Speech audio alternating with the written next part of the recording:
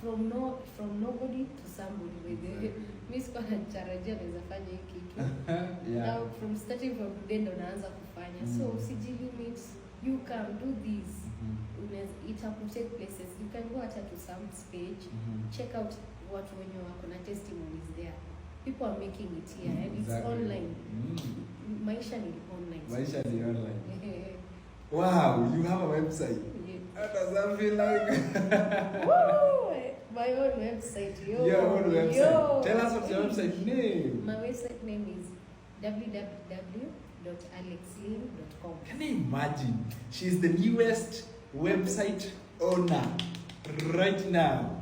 Right, this lady who is right here. Oh my goodness. Can you imagine how powerful that feels like? To be the owner of a website? What does that mean for you? Or what does that make you feel like? This is a new chapter for me. New beginning. New beginning. And I know God is with me the day. Absolutely. Akuache aje?